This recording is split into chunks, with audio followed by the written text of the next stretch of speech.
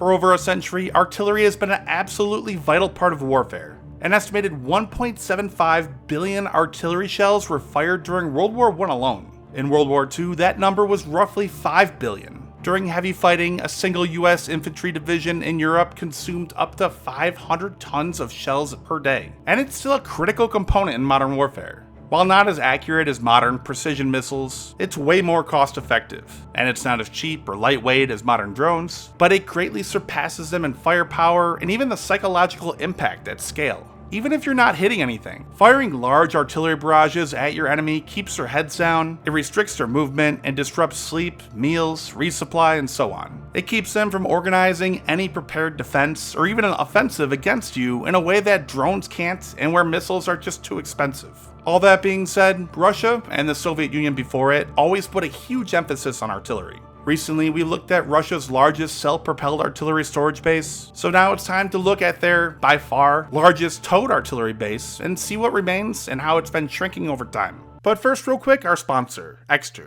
I never thought about it, but wallets really have come a long way. I used to carry around a big old-school wallet. It was great, carried everything you needed, but bulky and uncomfortable. I then switched to a phone case wallet. It was way better, but then your phone becomes like a book. It also makes it awkward to take pictures, and if you lose it, you lose everything, phone and wallet. Then Extra came out with their wallet, and it was a perfect balance between size, comfort, and capacity. And now they've taken it even a step further with their Wallet Pro. Unlike their original wallet, which was great but had plastic parts and less capacity, the Wallet Pro is a leap forward. It's crafted with premium Italian Valletta leather and an aluminum mechanism. No plastic, just durability and backed by a lifetime warranty. It's slimmer yet holds up to 14 cards and cash. The new metal card ejector trigger pops out cards instantly, unlike the clunkier older model. So don't settle for a wallet that slows you down or falls apart. Upgrade to the Wallet Pro and experience the new generation of wallets. Click the link in the description and use my code CovertCabal2025. If you do so right now, you'll get to combine their Father's Day sale with an additional discount, giving you up to 50% off. So go check them out. Again, Extra.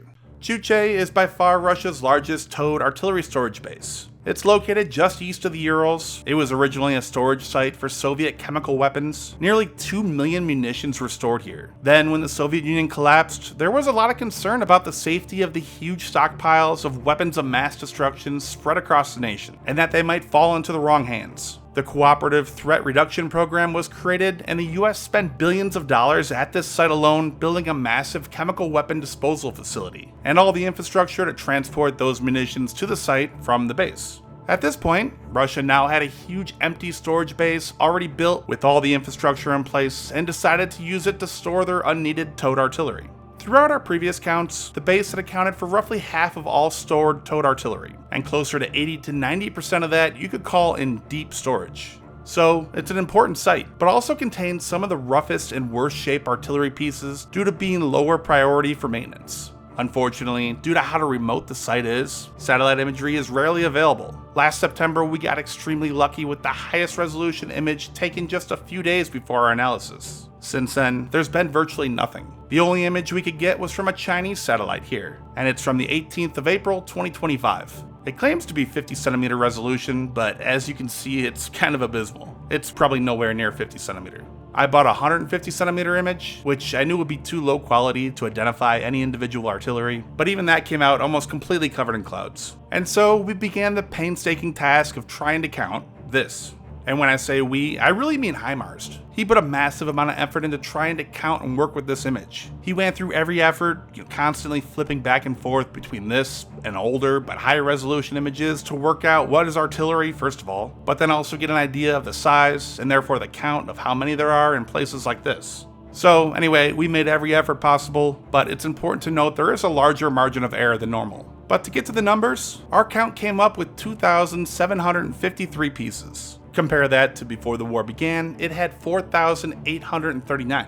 Now that's a huge drop, but since we've been continuously monitoring and counting this base over the years, we can graph the change out over time. And as you can see, the rate of decline has recently slowed down greatly. In the first half of the war, that rate of decline was roughly 72 per month. In the second half, since July 2023, that rate was less than 17 per month. So it absolutely brings up the question as to whether Russia has finally gotten to a sustainable rate of losses. At just 17 per month, that means the remaining would last another 13.5 years. Well, several things explain the slowdown, like the initial huge drop when they were preparing for war, and then again when they mobilized and they would have had to pull a huge number of towed artillery from storage to equip those newly created units. According to Michael Kaufman, they built at least 70 new regiments. It'll vary by size and type, but each regiment will have some 18 to 36 artillery pieces. So that alone would account for nearly that entire initial huge drop. Without those, the rate of decline has actually remained pretty consistent over the course of the war. But the big thing to keep in mind, in my opinion, is the condition of these artillery pieces. This base has always been more of a dumping ground for older equipment and equipment that isn't needed. Compare this base to other storage bases, which, as you can tell, are much more organized, structured, there's more maintenance and support buildings, all indicating that they receive more attention and they're kept in better condition. Now, towed artillery is one of the worst to try to tell the shape in from satellite imagery alone. For example, if it's 152mm artillery, that means the barrel internal is 15 centimeters, plus a few more centimeters for the thickness, which means even in the best possible resolution available today, the barrel would only be a single pixel wide. Now I'm excited, there is some hope though with Ablito's Clarity 1 satellite, which is capable of 10cm resolution. That would be incredible and offer huge insight. I know it's already been launched and is currently settling into its final orbit and calibrating, so it might still be a little bit before we get to see any images from it, but in the meantime, it's impossible to know the condition of these pieces for sure. But given the types of artillery stored here, the remote location, and the minimal support infrastructure compared to others, it likely contains some of the worst shaped artillery with most useful only as spare parts. So with this base still holding a lot of artillery, there's no denying that Russia is running through their old stocks of equipment, from artillery to tanks to everything in between. The good stuff has been picked through already. Now that doesn't mean Russia will completely run out of any of these anytime soon, but instead needs to either further ramp up production of new ones, or fight on the battlefield with less, which we've already seen some evidence of. There's already less armored assaults taking place, which could be attributed to both changing tactics as well as less availability of equipment. Artillery though, by its nature, is less often seen as it's further back from the front line. Drones have helped alleviate the problem a bit, but it still cannot fully take the place of the sheer firepower of artillery.